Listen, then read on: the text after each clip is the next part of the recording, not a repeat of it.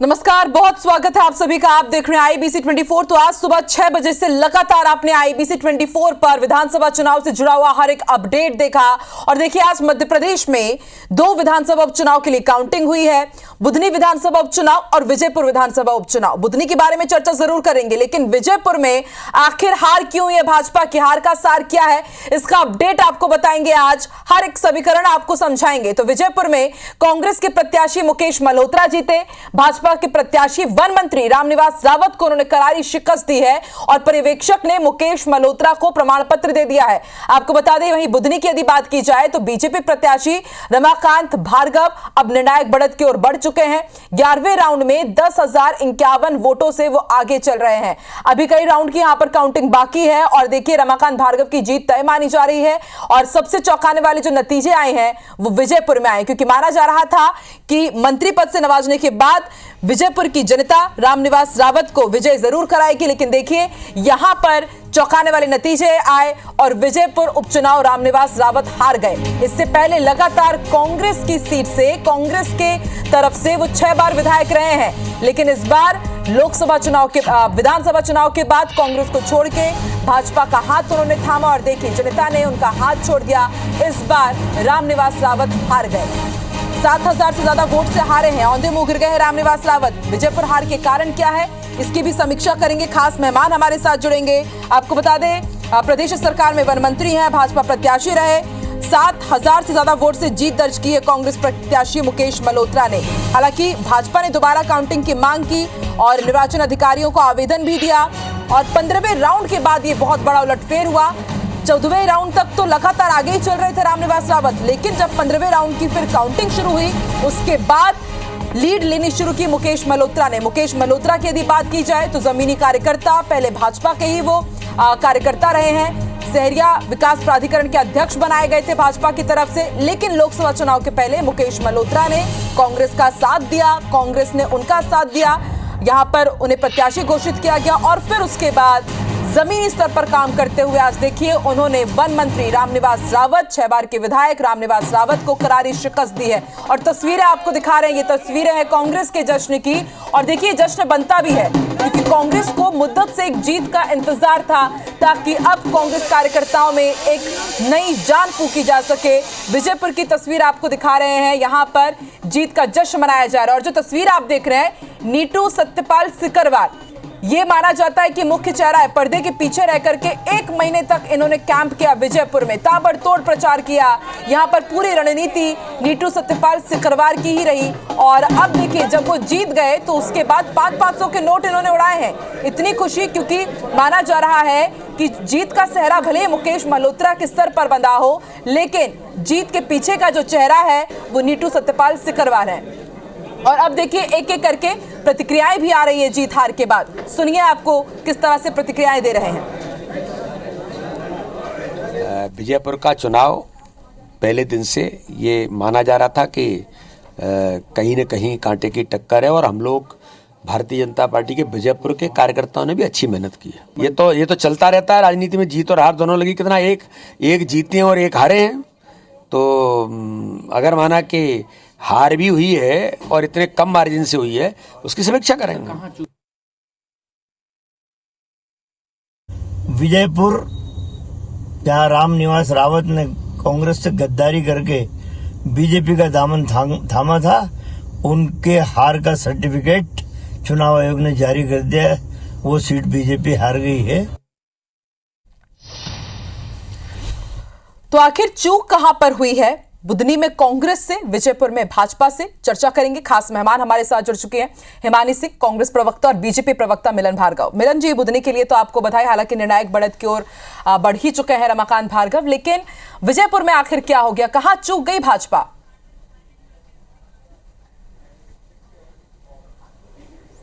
देखिए, जिस देहभाग के साथ भारतीय जनता पार्टी का एक एक कार्यकर्ता काम करता है, क्या जीत में क्या हार में किंचित नहीं भयभीत में, संघर्ष पर जो भी मिला ये भी सही वो भी सही।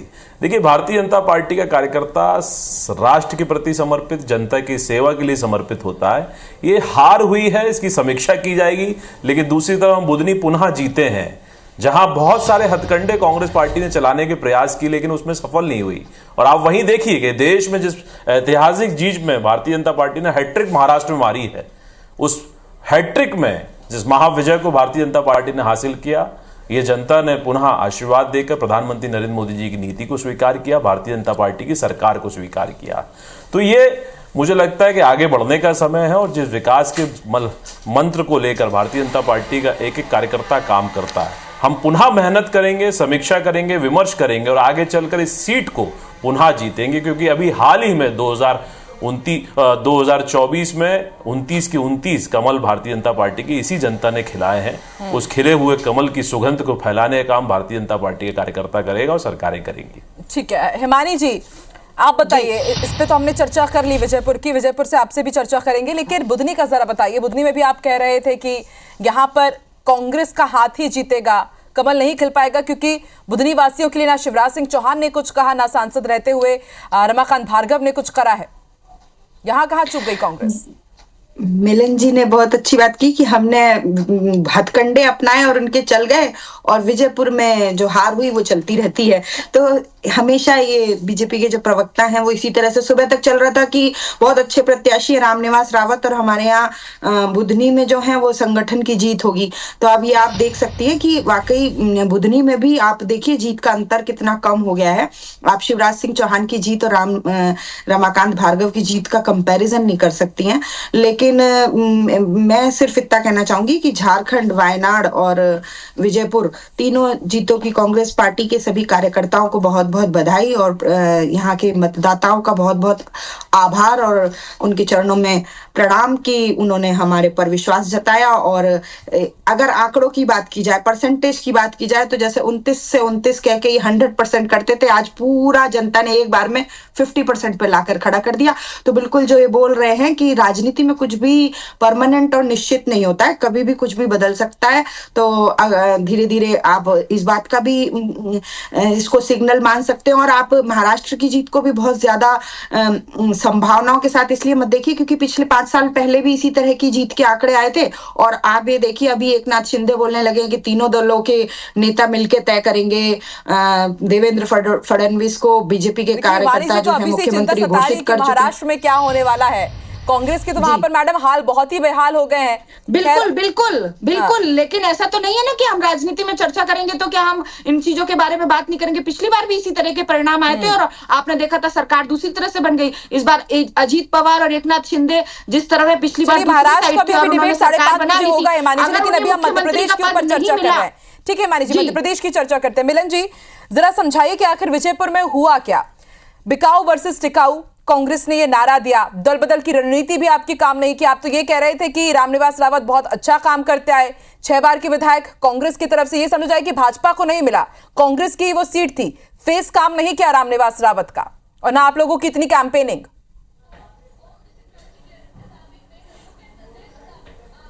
देखिए आकांक्षा जी, सबसे अच्छा इस चुनाव में परिणामों ने यह सिद्ध कर दिया कि कम से कम मध्य प्रदेश में ईवीएम पुनः बदनाम नहीं हुई। क्योंकि ईवीएम पर ठीकरा फोड़ने की कांग्रेस की पूरी तैयारी थी, पूरी ट्रेनिंग हो चुकी थी कि जैसे ही परिणाम आए आप ईवीएम पर ठीकरा फोड़िएगा, प्रशासनिक निर्वाचन आयोग पर आरोप लगाइएगा। लेकिन इससे उतर जाकर रिजल्ट आया तो कम से कम ये बदनाम होने से बची। लेकिन महाराष्ट्र में आप देखिए इनके ही नेता ईवीएम को बदनाम कर रहे हैं, लेकिन वायनाड में उसको स्वीकार कर रहे हैं। मतलब ये चाल है, जहां हारेंगे वहां ईवीएम करो ना, और जैसे ही जीतेंगे तो मौन स्वीकृति। अब सुन लीजिए नहीं मानी जी, थोड़ा धैर्य रख के सुना करिए। आप बहुत विचलित हो जाती हैं, इतनी विचलित मत हुआ करिए। इतना तेज चिल्लाने से कुछ नहीं होगा, सत्य बदलता नहीं है। देखिए अरे भैया इस जीत को थोड़ा अभिमान में मत बदलिए, स्वाभिमान में बदलिए। अभिमान और स्वाभिमान में बारीक लकीर होती है। जनता की सेवा को सब्जी अवसर मिला है, अब आप सेवा करिएगा, षड्यंत्र नहीं, न प्रपंच, न बदनाम। मध्य प्रदेश के विकास में आपके नेताओं की, आपके प्रत्याशियों की क्या भूमिका हो सकती है, उसको सुनिश्चित करिए ना। अब आप चीखेंगी, चिल्लाएंगी, क्या आप सोचेंगी? जीतू पटवारी जी जो वहां जाकर जाते हैं, और पिछले चुनाव में तो गए थे, अभी यहाँ दलित महिलाओं में चाशनी खोज रहे थे, क्या उसकी जीत है क्या ये? और हिंदुओं को नफरती कहते हैं, उन पर तो राम से राम से आपत्ति है कि राम की बात ना करें, तो क्या ये उनकी जीत है? अरे सब जानते हैं जीते कैसे हैं, और हम जल्द वापसी करेंगे पूरा ताकत के साथ। और भारतीय जनता पार्टी बहुत कम मार्जिन से इस बार चुनाव हारी है, तो ये मानकर चलिए अगला चुनाव भारतीय जनता पार्टी प्रचंड जीत के साथ जीतेगी। और 163 जनता ने दिया था, इसके बाद हम क्रॉस करेंगे, 200 पार करेंगे। और आप समीक्षा करिए, 3-3 बार केंद्र के चुनाव हार गए। देखिए मिलन जी, समीक्षा की जरूरत दोनों को ही है, भाजपा को विजयपुर में और हिमानी जी कांग्रेस को बुधनी में। हिमानी जी जरा बुधनी का बताइए, क्या विजयपुर में तो आपने बहुत अच्छा किया, देखिए अनएक्सपेक्टेड रिजल्ट वहां पर आए, रामनिवास रावत हार गए, वन मंत्री। ठीक है मिलन जी, मैं आ रही हूँ चर्चा। हिमानी जी दमदार होते, आप देशभक्त होते तो लड़िए ना चुनाव, क्यों वायनाड जाना पड़ रहा है? अकेले बोलने नहीं दीजिए, डिबेट नहीं करते हैं, इनका भाषण रखवा देते हैं आधा घंटे। बारी बारी से बोलेंगे और मध्य प्रदेश की बात हम करते हैं। हमने आज दिन भर चर्चा की अलग अलग राज्यों की भी। हिमानी जी, लेकिन बुधनी में क्या समझा जाए, क्या कांग्रेस ने बहुत इजीली वॉकओवर दे दिया यहाँ पर भाजपा को? सब्र करिए और इतनी जल्दबाजी मैं नहीं बोल पाऊंगी। मिलन जी, मेरी आवाज नहीं आ रही है क्या आप तक? मैं नहीं बोल पाऊंगी। किसी नेता की चाहिए तो कमल ये ऐसे बदतमीज प्रवक्ताओं के साथ डिबेट करने में कोई आनंद नहीं है। महिलाओं का सम्मान नहीं कर सकते। अरे आपने शुरुआत करी, मैं तो मैं नहीं कर सकती, रहने दीजिए, मैं प्लीज छोड़ दूंगी। मैं ऐसे बदतमीज लोगों के साथ डिबेट नहीं कर पाऊंगी। सॉरी, वो बोल रहे, मैं उनको शांत करा रही हूं। बदतमीजी बोलूंगी ना, उनको आपके बोलने से नहीं रुक रहे हैं। वो दो महिलाएं नहीं मिलन जी उनको बोल रहे थे अपनी बात आज शायद इन्हें मौका नहीं मिला है कहीं बोलने का। बोलिए ना, तमीज से बात करें, बदतमीजी ना करें। गुजारिश है, आप दोनों ही बहुत अच्छे नेता हैं, बहुत अच्छे से अपना पक्ष रखते हैं, लेकिन ऐसा मत कीजिए, पूरी जनता आपको देख रही है, अच्छी छवि नहीं जाती है। ठीक है, पीसीसी दफ्तर में एक महिला नेत्री को जूते चप्पल मारने की बात हो रही थी, तब नहीं आई आपको? उस पर भी हमने बखूबी चर्चा की है, मिलन जी, लेकिन अभी तो चुनाव के ऊपर चर्चा कर रहे हैं ना, चुनाव के ऊपर चर्चा कर रहे हैं। हिमानी जी बताइए कि बहुत इजीली आपने बुधनी में भाजपा को वॉकओवर दे दिया यहां पर, क्योंकि वैसा काउंटर अटैक नहीं दिखा कांग्रेस का जैसा विजयपुर में था। देखिए कैसे आप कह रही हैं कि वॉक ओवर दे दिया, जीत का अंतर इतना कम कर दिया। शिवराज जी से लेकर पूरा प्रशासन वहां लग गया, मंत्रियों को सड़क पे आकर ऐसे जनसंपर्क करना पड़ा। उपचुनाव में मुख्यमंत्री को जाकर घोषणाओं की बौछार करनी पड़ी। आकांक्षा जी, इन्हीं से बुलवा लीजिए, छोड़ देती हूँ मैं के बैठ जाती हूँ। डिबेट नहीं करूंगी। अच्छा हुआ ईवीएम को दोष नहीं दे रहे हैं, महाराष्ट्र में तो दे चुके हैं, वायनाड में भी नहीं दे रहे हैं। तमीज नहीं है ये हटाइए डिबेट से, कौन महिला है ये? तमीज सिखाइए बोलने की। क्यों कर रहे हैं? बहुत बदतमीजी कर रही हैं ये।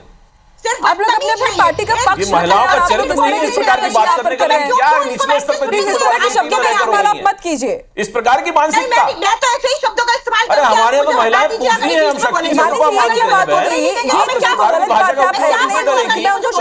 क्या करेंगी? दंगे कराएंगी, फसाद कराएंगी।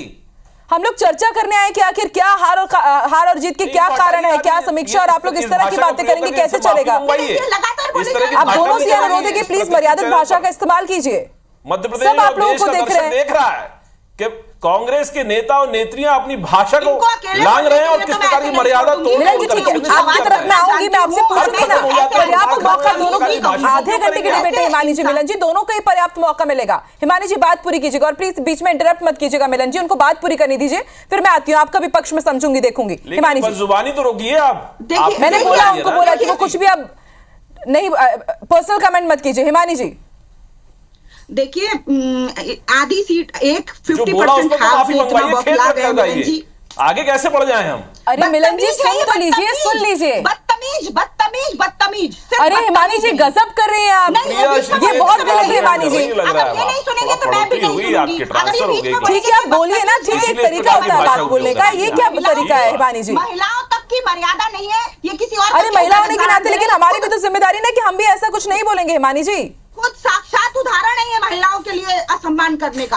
अरे बहन हम तो पूजा करते हैं, लेकिन इस बुजुबानी को कैसे स्वीकार कर ले बहन? और कौन सा नाम? थोड़ा तो सब्र करिए, थोड़ा तो धैर्य रखिए, इस जीत को पचाइए थोड़ा सा, सेवा में तब्दील करिए। कमेंट मत कीजिए, मैं बोल बोल के थक रही हूँ, आप हमारी बात नहीं सुन रहे हैं, आप पत्रकारों की बात नहीं सुन रहे हैं, ये तो हद ही है। हिमानी जी, मिलन जी एक मिनट रुक जाइए, हिमानी जी बात पूरी कीजिएगा और प्लीज हाथ जोड़ के मेरा निवेदन है, इस तरह की भाषा का उपयोग मत कीजिए। जनता आपको देख रही है, अच्छी छवि नहीं जाती है, बार बार मैं ये बोल रही हूँ।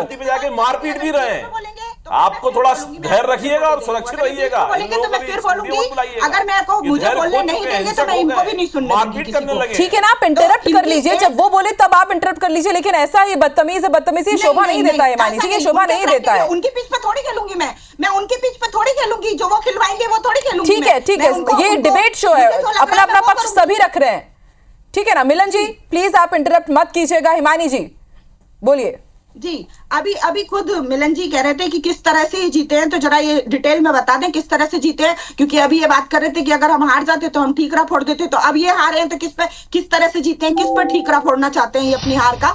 तो अभी इन्हीं के शब्दों की बात कर रही हूँ मैं अभी हाल फिलहाल में ही। और दूसरी चीज ये जो आपने मुझसे सवाल पूछा था, खैर मैं भूल गई कि आपने मुझसे क्या सवाल पूछा था, कि जो आपने सवाल पूछा था बुधनी की हार के बारे में। तो बुधनी में भी देखिए हार कैसी है कि लगातार पूरे मंत्रियों को आना पड़ा, मुख्यमंत्री को आकर घोषणाएं करनी पड़ी, बौछार करनी पड़ी। जो 20 साल से मुख्यमंत्री का चुनाव क्षेत्र रहा था, जिसको मॉडल के रूप में पूरे देश में स्थापित हो जाना चाहिए था, वहां पर मुख्यमंत्री को उपचुनाव से पहले आकर घोषणाओं की बौछार करनी पड़ी। तो आप सोचिए कि हम कैसे बैकफुट पे आ गए और कैसे हमने इसे इजीली हार दे दी, ऐसा कैसे कह सकते हैं। हमने बिल्कुल इनको पानी पिलवा दिया, और 10,000 की जीत का अंतर जो शिवराज सिंह जी के समय पर तो ये कुछ भी नहीं था, तो अगर ये कर लिया तो हम ये कैसे कह सकते हैं कि हमने इजीली दे दिया। आप ये कह सकती हैं कांटे की टक्कर दी, पानी पिलवा दिया इनको हमने। ठीक है मिलन जी, कांटे की टक्कर तो है, नो डाउट इसमें, क्योंकि यहां से सीएम बनते आए हैं बुधनी से शिवराज सिंह चौहान। रमाकांत भार्गव यहां से पहले भी सांसद थे, तो ये ऐसा क्या हो गया कि सिर्फ 10,000 का मार्जिन, जबकि हम देखते हैं दूसरी सीट पर यहीं पर हम रायपुर दक्षिण दंगल की यदि बात कर ले तो यहां पर ब्रजमोहन अग्रवाल की पारंपरिक सीट थी, 46,000 का लीड यहां पर लिया सुनील सोनी ने, और यहां पर सिर्फ 10-11 हजार।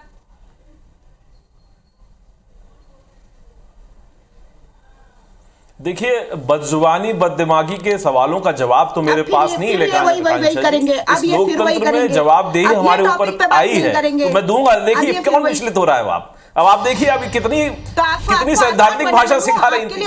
ये बददिमागी बदजुबानी की शुरुआत किसने करी? इनको चुप तो कराइए थोड़ा सा, कौन है, कैसे आ जाते हैं, कहाँ के संस्कार लिए